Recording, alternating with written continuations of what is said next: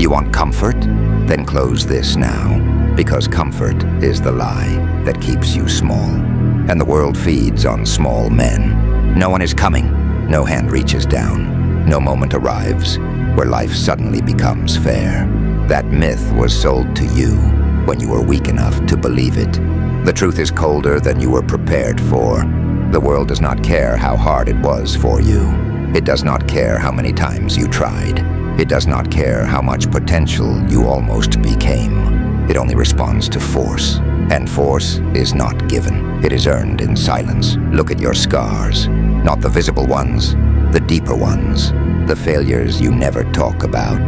The moments you were exposed, embarrassed, defeated. The nights you stared at the ceiling knowing you were behind and running out of time. Those weren't accidents. They weren't misfortune. They were the world testing whether you would break or adapt. Most people break. They call it healing. They call it self-care. They call it being kind to yourself. But what they really mean is retreat. You weren't meant to retreat. You were meant to endure. You were meant to be scarred. Because scars are not proof of weakness. They are evidence that something tried to erase you and failed. But don't misunderstand me. Scars alone don't make you strong. Pain doesn't crown kings. Suffering doesn't grant meaning. Only what you do with pain matters. And most people waste it. They sit inside it. They talk about it. They build identities around it.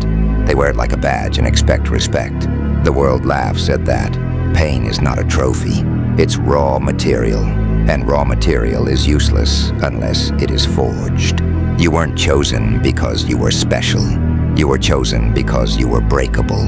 Because life sensed the crack in you and pushed harder. That's what pressure does. It hunts weakness. And make no mistake, weakness is hunted. Every delay, every excuse, every time you say later, every time you choose comfort over effort, the world marks it, and it comes back for more. You feel that, don't you? That invisible weight on your chest, that sense that time is moving faster than you are. That quiet panic when you realize others are passing you by. That's not anxiety. That's reality pressing its thumb into your throat. And here's the brutal truth no one told you. Hope will not save you. Motivation will not save you. Waiting will bury you. Waiting is the most polite form of surrender. You were not meant to be happy. You were meant to be capable. Happiness is fragile. Capability is terrifying. The world does not fear joy. It fears men who can endure endlessly. That's why the story never ends at victory. Look closely. Every time he wins, the enemy grows stronger. Every time he survives, the world escalates. Every scar invites a heavier blow. Not because the universe is cruel, but because growth demands resistance. Strength that isn't challenged rots. That is the law, and you've been avoiding the law. You've been trying to negotiate with it. You've been asking for balance, for peace, for a sign. There are no signs. There is only resistance, and resistance is honest. When you fight, it fights back. When you hesitate, it crushes you. That's why comfort feels so tempting, because comfort doesn't fight you. But comfort is not neutral. Comfort is a slow erasure. It dulls your instincts. It softens your edge. It convinces you that survival is enough. It is not. You were not built to merely exist. You were built to withstand. Every scar on his body is proof of this truth.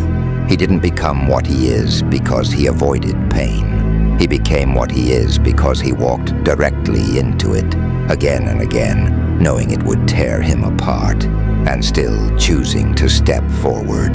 That's the difference. Not talent, not destiny, not genetics. Willingness to suffer repeatedly without quitting. That is the currency of power. But listen carefully. This path does not care about your feelings. It does not care if you're tired. It does not care if you're afraid. It does not care if you feel ready. Readiness is irrelevant. The world doesn't wait for readiness. It only responds to presence. You either show up hardened, or you are shaped by forces that do not ask permission. You've felt it already. Moments where life stripped you bare. Moments where everything familiar failed you.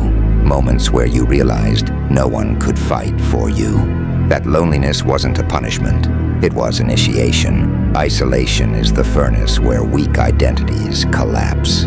That's why it hurts so much, because who you thought you were cannot survive what's coming, and something inside you knows it. That's why you feel restless, why comfort no longer satisfies, why distraction feels hollow. You are outgrowing softness, and growth is violent, not physically, internally. Beliefs snap, illusions burn, excuses suffocate. The mind resists because it senses death, not your death, the death of who you've been hiding behind. This is where most people turn back. They choose numbness, they choose entertainment, they choose noise, because silence forces confrontation, and confrontation is merciless. In silence, you hear it clearly, your potential screaming at you for wasting time. That scream doesn't stop. You can drown it out, but it grows louder. That's why the nights are hardest. No distractions, no validation, just you and the truth. And the truth says, you haven't earned peace yet. Peace is not a starting point. Peace is a side effect of mastery, and mastery demands obsession. Not balance, not moderation. Obsession, the kind that burns weekends, the kind that ignores applause, the kind that keeps going long after motivation dies. Because motivation is emotional, discipline is mechanical, and the machine doesn't care how you feel. That's why discipline outlasts passion. That's why strength is built in boredom, in repetition, in showing up when nothing changes. The scar doesn't come from the big moment. It comes from thousands of invisible battles. You don't rise because you believed. You rise because you refused to stop. That refusal is forged, not found. And right now, you are standing at the edge of it. This is not inspiration. This is a verdict. You either become someone who can withstand endless pressure, or you will be reshaped by forces that do not care if you survive intact. There is no middle ground. You can feel it already. Something inside you is cracking. Old comforts feel fragile. Old excuses sound hollow. Good. That means the truth is working. But understand this. This is only the beginning. The pain you know now is introductory. The isolation you feel now is mild. The resistance ahead will not negotiate, and the next phase will not ask if you're ready. It will demand sacrifice, and when it does, everything you thought you were will be put on trial. This is where comfort dies. This is where discipline is born, and you are not walking away unchanged. Not after this, not anymore. Pain stops being loud after a while. That's the first thing you learn when the forge closes behind you. At first it screams, it begs, it panics. Then it realizes something horrifying. You're not listening anymore. This is where discipline begins. Not when you feel strong, but when pain becomes background noise. The forge does not care who you were. It does not care what you survived. It does not care how unfair it felt. It only asks one question over and over every single day. Did you show up? Not with fire, not with emotion, not with speeches, with work. This is where fantasies die. No audience, no applause, no one clapping when you choose the harder path. Only repetition, again, again, again. You wake up when your body begs for rest. You move when your mind negotiates. You continue when nothing inside you agrees. That's the forge, and most people never last long enough to feel its heat stabilize. They quit when pain doesn't reward them immediately. They quit when effort isn't acknowledged. They quit when no one notices the change, because they were never here to become strong. They were here to be seen. Strength does not need witnesses. Strength is built in silence. This is the phase where weakness is exposed. Not dramatically, but methodically. Every habit you thought was harmless starts to betray you. Every excuse you used without consequence begins to collect interest. Every soft decision reveals its cost. You see it clearly now. Comfort was never neutral. It was training you to hesitate. Discipline feels cruel at first because it contradicts everything you were taught. You were taught to listen to your feelings. The forge teaches you to override them. You were taught to wait for alignment. The Forge teaches you to act without permission. You were taught to seek balance. The Forge teaches you imbalance. Pressure heavy enough to break the unnecessary parts of you. This is where the weak identities start screaming. They don't go quietly. They bargain. Just today, you've earned a break. You're doing enough. Enough is a lie told by people who stopped early. There is no enough here. There is only today's standard. And whether you met it without compromise, the Forge strips away motivation because motivation is unreliable. Some days you wake up ready. Most days you don't. Discipline doesn't ask. It moves you anyway. You begin to understand something unsettling. You are not your thoughts. You are not your emotions. You are the one who acts despite them. That separation is violent because it means you can no longer hide behind how you feel. Tired, irrelevant. Uninspired, irrelevant. Uncertain, irrelevant. Action is the only truth. Everything else is noise. This is where sacrifice becomes daily, not heroic. No grand gestures, no dramatic turning points, just consistent loss. You lose time, you lose comfort, you lose relationships that only existed when you were easy to access. People notice the absence before they respect the change. They call you distant, obsessive, cold. They are not wrong, but they are irrelevant because this path demands something brutal. You must be willing to disappoint everyone, including who you used to be. The Forge teaches you silence, not the quiet of peace, the quiet of focus. You stop explaining yourself, stop defending your choices, stop seeking permission to become harder. Explanation is a form of weakness. It asks for approval, and approval is a leash. The Forge cuts the leash. Here, validation is poison. Every compliment dulls the edge. Every reassurance tempts rest. You learn to distrust praise, because praise signals comfort, and comfort signals decay. The strongest days feel empty. No emotion, no pride, no excitement, just execution. You start to understand why most people never become dangerous. They confuse intensity with progress. They want to feel strong, but strength doesn't feel like anything.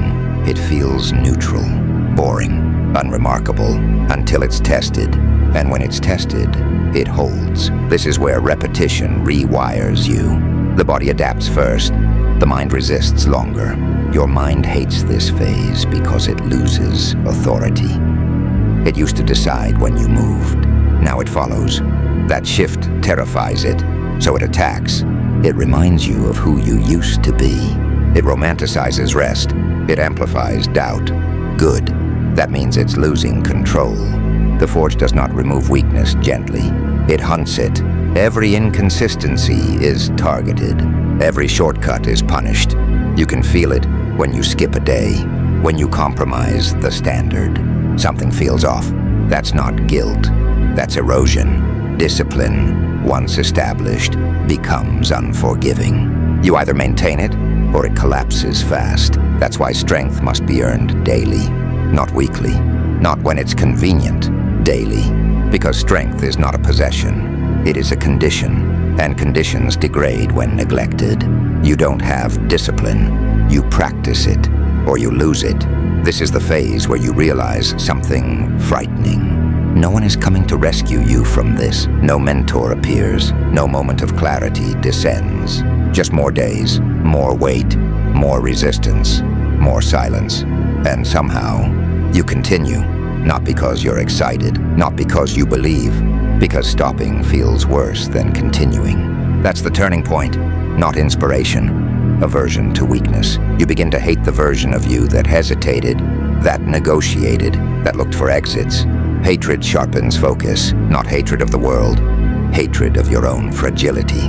And that hatred fuels consistency.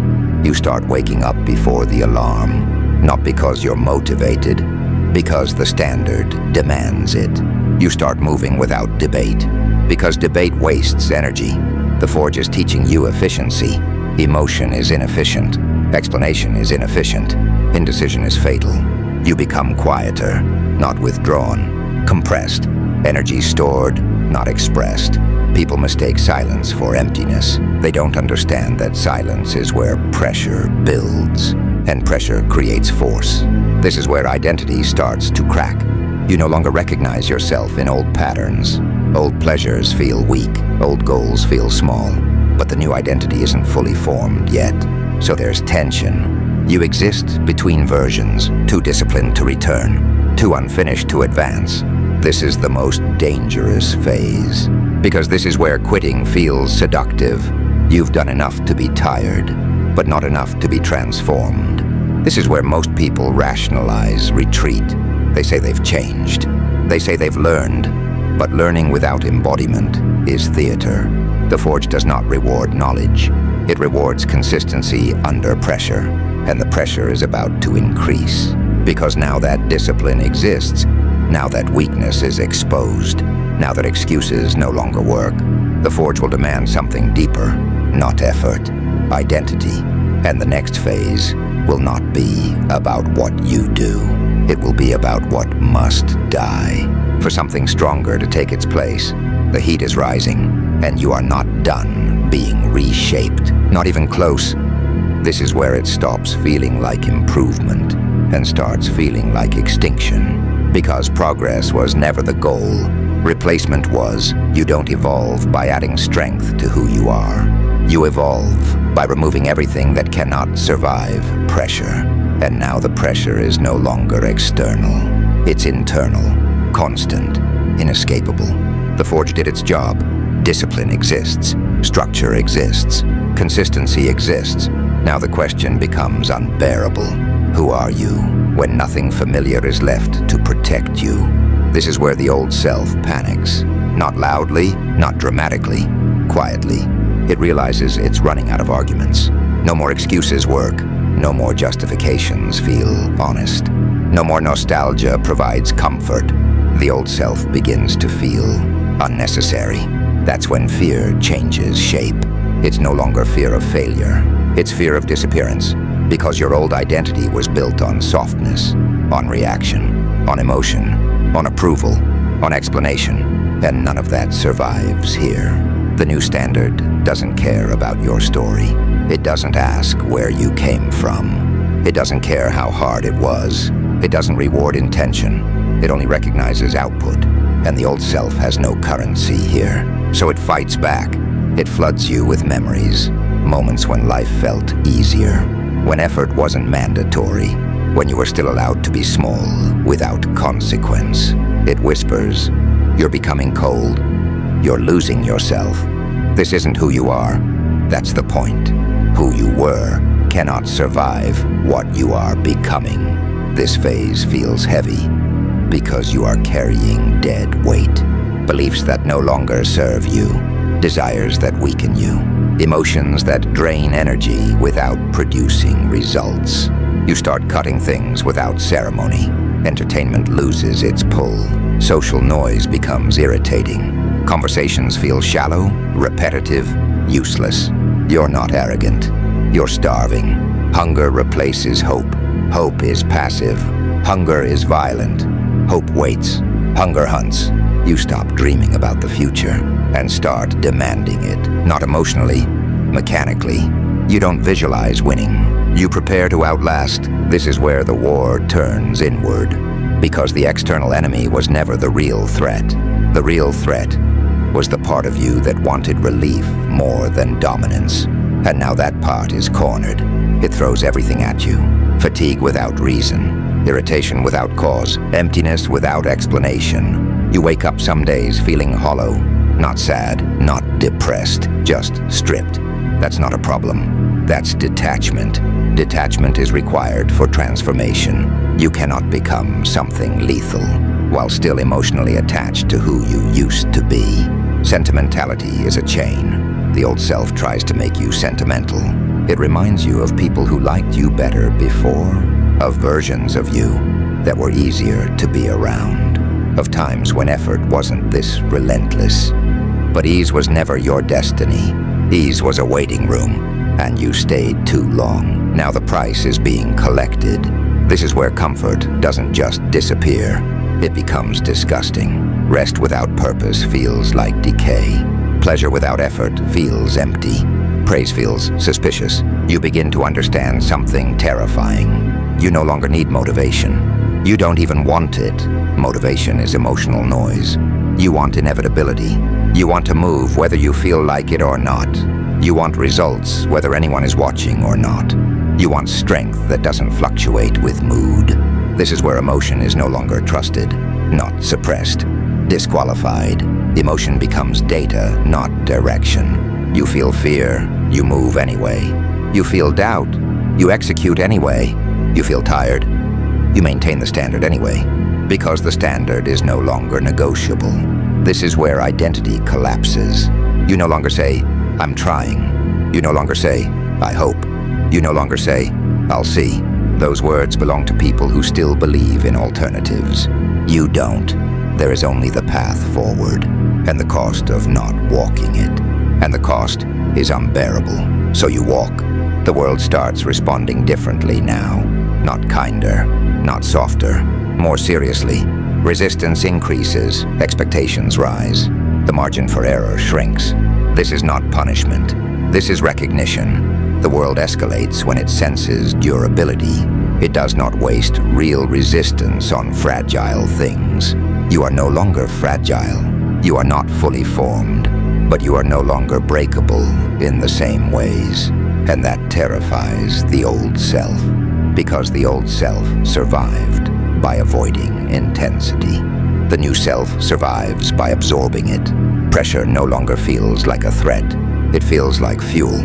You begin to crave difficulty, not because you enjoy pain, but because pain is proof that something is still being demanded of you. Easy days feel suspicious. You start seeking environments that challenge you, tasks that stretch you, standards that feel slightly out of reach, because stagnation now feels like suffocation. This is the death of comfort, not its absence, its irrelevance. You no longer fantasize about rest. Rest becomes strategic, functional, purpose-driven. Recovery is allowed. Indulgence is not. There's a difference, and you know it now. The war inside you intensifies, because the old self is almost gone. It makes one last attempt. It asks, what's the point? Not emotionally, existentially. Why endure this forever? Why live under constant pressure? Why never arrive? That question used to weaken you. Now it sharpens you, because you finally understand the answer. There is no arrival. There never was. Arrival is a myth sold to people who need endings. You don't. You need continuity. You need a life that sustains pressure without collapsing. You need strength that compounds. You need an identity that doesn't fracture when challenged. This isn't about happiness. Happiness is unstable. This is about capacity. How much can you carry without breaking? How much resistance can you endure without softening? How many times can you be hit and still advance? That is the metric now. The old self wanted relief. The new self wants range. You stop asking for lighter burdens and start expanding your frame. You don't need the world to be easier. You need to be heavier, denser, harder to move, harder to stop. This is where the transformation nears completion. Your reactions slow, your focus sharpens, your words decrease. You don't announce progress. You don't explain changes. You become. People feel it before they understand it. There's a presence now. Not aggressive, not loud, unyielding. You no longer rush to prove yourself. You no longer seek recognition. You measure yourself against the standard, and the standard alone. And the standard keeps rising. Not because you're chasing more, because you are no longer satisfied with less. This is the final severing. The old self no longer argues. It no longer negotiates. It fades. Not dramatically, quietly, like a voice that finally realizes it has no authority left, and in its place is something colder, not cruel, clear. You don't hate the world. You don't blame it. You understand it. The world applies pressure. You adapt. The world escalates. You endure. The world tests limits. You extend yours. This is no longer personal. It's mechanical, and that makes you dangerous, because emotion is predictable. Mechanism is not. You are almost finished becoming who you must be. But understand this. Completion is not peace. Completion is not rest. Completion is commitment. A commitment to never return to weakness. A commitment to never negotiate with softness again. A commitment to live under standards that would crush your former self instantly. The old self is dead, but what replaces it is not human in the way you remember. And the final phase will not celebrate that. It will weaponize it, because what comes next is not survival. It is inevitability, and once you cross that threshold, you do not go back. This is where language starts to fail, because what you've become no longer fits inside motivation, meaning, or purpose. Those were tools for beginners. You are past that now. You don't wake up asking why anymore. You wake up because waking up is required. There is no excitement. There is no dread. There is only function. You move because movement is the law. This is ascension. Not upward, not spiritual, not glorious. Ascension into inevitability. You are no longer becoming. You are operating. The old self wanted victory. The old self wanted recognition. The old self wanted an ending where effort stopped mattering. That fantasy is gone. You now understand the truth that terrifies most people. There is no finish line, and instead of breaking you, that truth freed you. Because now nothing is temporary, nothing is conditional, nothing is dependent on outcome. You do not train to win. You train because training is who you are. You do not endure to prove something. You endure because endurance is your default state. You do not push to escape weakness. You push because pressure is familiar. Comfort would feel foreign now. Stillness would feel suspicious. Peace, as most people define it, would feel like decay. You have crossed the point of no return. Not because you're strong, but because you cannot unsee what weakness costs. You've seen the erosion. You've felt the rot of hesitation. You've lived the consequences of softness, and you will never volunteer for that again. This is where strength stops being a goal and becomes an addiction. Not an emotional one, a structural one. Your nervous system expects resistance now. Your mind expects challenge. Your identity expects demand. Easy days don't relax you, they irritate you. You feel it when the world goes quiet. A low-level hunger, not for pleasure, for weight, for opposition, for something that pushes back, because opposition confirms existence. Resistance sharpens presence, and presence is power. You are no longer human in the way you used to be. You still feel, you still think, but those are secondary systems. The primary system is execution. You don't ask how you feel before acting. You act, then assess. You don't negotiate with fatigue. You manage it. You don't romanticize struggle. You utilize it. This is the difference between those who admire strength and those who embody it. The world senses this shift. People don't know what changed. They just feel it. You don't seek dominance. Dominance emerges around you, not through aggression, through gravity. You are heavy now. Your presence compresses rooms. Your silence bends conversations. Your standards expose others without you saying a word. You don't intimidate. You reveal, and revelation is uncomfortable. Because most people live on borrowed narratives, borrowed confidence, borrowed beliefs, borrowed discipline. You are no longer borrowing anything. Everything you carry was paid for, in time, in repetition, in isolation. You don't need to announce it. Scars don't speak, they exist. This is where you stop measuring yourself against people entirely. Comparison dissolves, not because you feel superior, but because the metrics no longer align. You measure in durability, in consistency under pressure, in how long you can hold the line without reinforcement. Others measure in outcomes. Outcomes fluctuate. Standards do not. You don't chase success. Success is incidental. You chase capacity. How much can be demanded of you before anything breaks, and the answer keeps expanding. The war never ends, and that's the point. You finally understand what the weak never will. A war that ends creates rust. A war that continues creates refinement. There is no peace treaty with reality. Reality escalates, so you escalate with it. Not emotionally, systematically. You don't need motivation because motivation is 4 starts. You are in perpetuity now, a cycle without ceremony.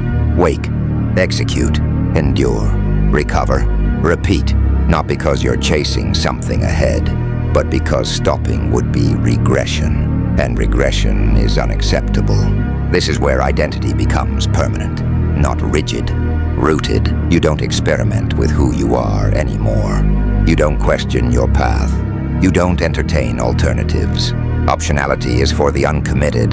You are committed to pressure, to repetition, to becoming harder to kill, not physically, but existentially. You cannot be talked out of this. You cannot be distracted from this. You cannot be softened out of this, because softness now feels like betrayal, not of others, of yourself. You are loyal to the standard, and the standard does not care about mood, environment, or circumstance. It demands alignment every day. You no longer hope tomorrow is better. You ensure it is heavier, because heavy things build density, and density builds force. This is why the myth ends here. There is no montage, no applause, no final transformation scene, just a man who keeps showing up. Long after novelty dies, long after praise stops, long after anyone is watching. This is ascension, not into light, into law. You are governed by principle now, not emotion. Principle does not bend, it does not negotiate, it does not rest, it simply operates. You've become predictable to yourself and unpredictable to the world. That is power. You don't fear loss. Loss is a variable. You don't fear pain. Pain is instruction. You don't fear isolation. Isolation is where standards are reinforced. You fear only one thing now, erosion. And erosion happens when discipline is compromised. So it is never compromised. There is no cheat day for identity. No vacation from standards. No retirement from pressure. This is not obsession. Obsession burns out. This is alignment. Your actions match your values. Your values match your behavior. Your behavior compounds, day after day, year after year. This is how inevitability is built. Not dramatically, relentlessly. The world may change. Circumstances may shift. Opponents may escalate. It doesn't matter. You are not preparing for a moment. You are becoming a constant, a force that responds the same way every time. With effort, with pressure, with refusal to quit. You don't rise for motivation. You rise because rising is who you are. It doesn't matter. You are not preparing for a moment. You are becoming a constant, a force that responds the same way every time. With effort, with pressure, with refusal to quit. You don't rise for motivation. You rise because rising is who you are. You don't fight because you're angry. You fight because resistance exists. You don't endure because you're hopeful. You endure because endurance is your nature. This is the final truth, the one that outlives speeches, titles, and stories. You don't fight because you're angry. You fight because resistance exists. You don't endure because you're hopeful. You endure because endurance is your nature. This is the final truth, the one that outlives speeches, titles, and stories. You were never meant to be happy. You were meant to be unavoidable. And now, you are. You do not kneel. You do not rest. You do not end. You continue, and the world will adjust around you, or break trying.